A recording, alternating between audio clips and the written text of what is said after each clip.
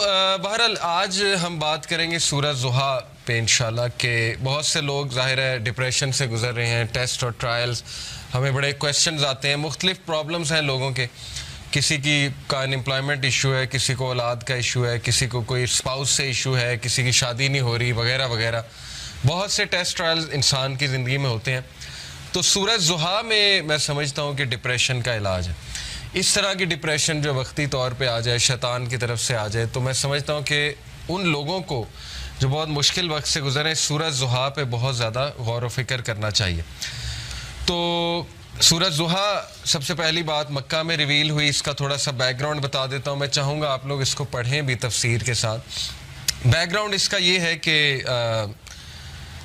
सहाबी बल्कि इमाम अहमद बिन हम्बल जो हैं वो रवायत करते हैं कि इसका बैकग्राउंड ये है कि रसूलुल्लाह सल्लल्लाहु अलैहि वसल्लम he became ill, so he did not stand for prayer for a night or two. Then a woman came and said, O Muhammad, I think that your devil has finally left you, Allah माफ़ करे। यानी इस तरह के तलख अल्फाज रसूलुल्लाह सल्लल्लाहु अलैहि वसल्लम को सुनने पड़ते थे कि रसूलुल्लाह सल्लल्लाहु अलैहि वसल्लम एक दिन बीमार थे रात के लिए। ये इमाम अहमद बिन हम्बल ने रिकॉर्ड किया है, तफसीर बिन कसीर से मैं कोट कर रहा हूँ। तो लेकिन ये कि एक खातून आई, उसने कहा जी कि लगता है तुम्हारे शैतान ने तुम्हें फॉरसेक कर दिया, नाउज़ बिल्लाह। यानी उसका मानना ये था ना कि कुरान शैतान की तरफ से शायद, और उसी ने फॉरसेक कर दिया। तो फिर अल्लाह ने सूरत रिवील की। दूसरा, बुखारी, मुस्लिम, तिरमिज़ी, नसाई, उनमें भी ये रिकॉर्ड की गई है हदीस, और यही है उन सबका व्यू कि ये उस मौके पे रिवील हुई जब अल्लाह के नबी सल्लल्लाहु अलैहि वसल्लम बहुत गमगीन थे। और अल्लाह के नबी को ये लग रहा था कि यानी लोग कह रहे थे ना कि अल्लाह ने तुम्हें फॉरसेक कर दिया, बल्कि यहाँ तक कि अल्लाह तुमसे हेट करता है, यहाँ तक भी जाहिर है कि लोगों ने कहा। तो बहरहाल आइडोलेटर्स जो थे, मुशरिकीन, उन्होंने भी यही कहा कि लगता है मोहम्मद का जो अल्लाह है, जो खुदा है, उसने मोहम्मद को नाउज़ बिल्लाह नेगेट कर दिया है, या मोहम्मद को जो है वो छोड़ दिया है। तो यही है शुरू के अल्फाज सूरह ज़ुहा के। पढ़ते हैं, औज़ु बिल्लाहि मिनश शैतानिर रजीम, बिस्मिल्लाहिर रहमानिर रहीम। वद्दुहा वल्लैलि इज़ा सजा, कसम है आफताब की रोशनी की, बाय द फोरनून, आफताब की रोशनी की कसम है। वल्लैलि इज़ा सजा, और कसम है रात की जब वो छा जाए। वल्लैलि इज़ा सजा से मुराद है by the night when it darkens. मा वद्दअका रब्बुका वमा खला, ना तो छोड़ दिया तुझे तेरे रब ने, और ना ही वो तुझसे नफरत करता है, ना ही वो नाराज है तुझसे, ना ही उसने छोड़ दिया है तुझे। Your Lord has neither forsaken you nor hates you. वलल आखिरतु खैरुल लका मिनल ऊला, and indeed the hereafter is better for you than the present, बल्कि आखिरत तेरे लिए बहुत बेहतर है इससे जो दुनिया में करंटली तेरे पे चल रहा है। तो देखिए, 4 लेसन्स अखज़ होते हैं सूरह ज़ुहा से, बड़े पावरफुल 4 लेसन्स इंशाल्लाह, जिन पे मैं आज रोशनी डालूंगा। सबसे पहले ये पहली 4-5 आयतें सामने रखते हैं, और पहले लेसन को हम सामने रखते हैं। सबसे पहला लेसन ये है कि इवन रसूलुल्लाह सल्लल्लाहु अलैहि वसल्लम गमगीन होते थे, ठीक है ना। तो it's okay to be sad. हर इंसान की ज़िंदगी में कुछ ना कुछ ऐसा है कि उसे गम आएंगे, और ये अल्लाह ने लाइफ की नेचर भी यही बताई कि अल्लज़ी खलक़ल मौत वल हयात लियब्लुवकुम अय्युकुम अहसनु अमला, कि मैं देखूंगा तुम में से बेहतरीन अमल वाला कौन है। तो अल्लाह के नबी सल्लल्लाहु अलैहि वसल्लम वो इतने गम की हालत में थे कि अल्लाह ताला ने बाकायदा गारंटी दी कि नहीं, आपको फॉरसेक नहीं किया अल्लाह ताला ने, क्योंकि ज़ाहिर है वही भी रुक गई थी कुछ अरसे तक। तो हज़रत जिब्राइल को मिस किया करते थे अल्लाह के नबी, फिर वो रूहानियत को मिस किया करते थे। तो ज़ाहिर है अल्लाह से अब कोई राब्ता डायरेक्ट नहीं है, पहले हज़रत जिब्राइल आया करते थे। तो सोचें कि कितना वो टफ टाइम होगा हमारे नबी पे। तो सबसे पहला लेसन ये कि इवन प्रॉफिट सल्लल्लाहु अलैहि वसल्लम वाज सैड, ठीक है, it's okay to be sad. दूसरी बात ये जो इन चंद आयात से साबित हो रही है कि there is light, we are reminded कि रोशनी होगी, रात होगी, लेकिन रात के अंधेरे के बाद आप देखें रोशनी छा जाती है। तो अल्लाह ने इसीलिए स्टार्ट ही इसी से किया, वद्दुहा, कि मैं कसम खाता हूँ आफताब की रोशनी की। यानी there is always hope, there will always be a new day, और time will come and go, वक्त आएगा, बुरा टल जाएगा, फिर कुछ अल्लाह की तरफ से राहत आ जाएगी।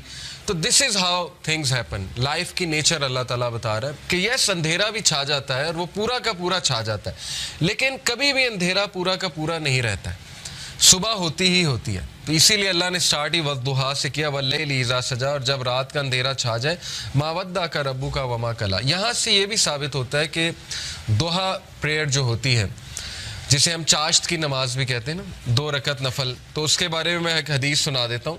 अल्लाह के नबी सल्लल्लाहु अलैहि वसल्लम ने फरमाया, as each morning comes every one of you must give charity for every limb of their body. जब भी सुबह का वक्त हो तो तुम्हारे हर जो आज़ा है उसको सदका करना चाहिए। सेइंग सुबहान अल्लाह is an act of charity, saying alhamdulillah is an act of charity, saying la ilaha illallah is an act of charity, and saying Allahu Akbar is an act of charity। ये बड़े powerful अज़कार हैं, याद रखें। सुबहान अल्लाह, अल्हम्दुलिल्लाह, ला इलाहा इल्लल्लाह, अल्लाहु अकबर, इसको हमारे माशरे में ज़ाहिर है चौथा कलमा भी कहते हैं। बहरहाल तो ये एक हदीस में भी आता है कि ये जो अज़कार है ना, ये दज्जाल जब आएगा तो उसके दौर में मोमिन की खुराक होगी। जब फेमिन का दौर होगा तो ये मोमिन की खुराक है ये ज़िक्र। तो बहरहाल ये अल्लाह के नबी ने कहा ये सारे अल्फाज चैरिटी हैं। commanding people to do good is an act of charity and forbidding evil is an act of charity. To pray 2 units at the time of duha suffices all of this charity। अल्लाह के नबी ने कहा जो भी 2 रकत चाश की नमाज पढ़ लेता है वो इन सारी चैरिटीज़ को ओवरकम कर लेते हैं, यानी उसकी वो उस दिन की चैरिटी हो जाती है। ये जितनी भी चैरिटीज़ अल्लाह के नबी ने बताई, तो ये है चाश की नमाज का जो रिवॉर्ड। चाश की नमाज जो है वो सूरज जब राइज़ हो जाता है तो उससे लेकर ज़ोहर की नमाज से थोड़ा सा पहले तक, आप कह लें आजकल 11 बजे तक पढ़ सकते हैं, 11 सवा 11 तक गालिबन, या इससे थोड़ा सा पहले।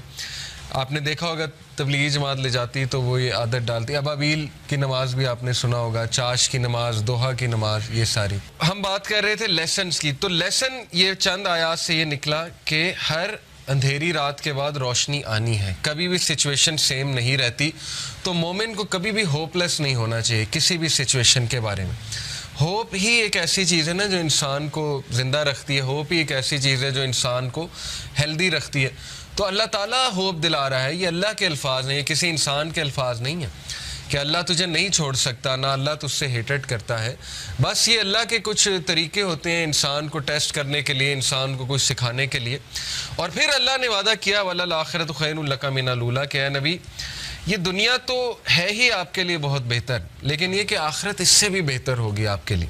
तो इस दुनिया के जो गम हैं, इस दुनिया में जो टेस्ट एंड ट्रायल्स हैं, वो कहीं आप लोगों को इस गम में ना डाल दें कि मेरी ज़िंदगी में इतने प्रॉब्लम्स क्यों हैं, क्योंकि ये दुनिया की ज़िंदगी तो है ही बहुत टेम्प्रेरी। असल में आखिरत की ज़िंदगी है, वहाँ पे आपका रिवॉर्ड जमा हो रहा है। और पता नहीं अल्लाह के नबी को तो अल्लाह ने कितना देना है। देखें, इन्ना आतोइना कल कौसर, जब ये सूरत नाज़िल हुई थी तो अल्लाह के नबी बहुत खुश थे, और सहाबा ने खुशी की वजह पूछी तो अल्लाह के नबी सल्लल्लाहु अलैहि वसल्लम ने कहा कि अल्लाह ताला ने मुझे आज बहुत बड़ी खुशखबरी सुनाई कि अल्लाह ने मुझे अल कौसर देना, और उससे मैं अपने उम्मतियों को पानी भी पिलाऊंगा। तो ये बहुत बड़ा स्टेटस है, और मुकाम महमूद आपकी सोच है वो कितना बड़ा स्टेटस है अल्लाह के यहाँ, कि नबी सल्लल्लाहु अलैहि वसल्लम जो है वो कितना करीब होंगे अल्लाह ताला के जन्नतुल फिरदौस में। तो इसलिए मोमिन के लिए देयर इज़ ऑलवेज़ होप। अगर ज़िंदगी में कोई कमी रह जाती है, कुछ मिल जाता है, कुछ नहीं मिल जाता है, तो मोमिन कभी भी होपलेस ना हो।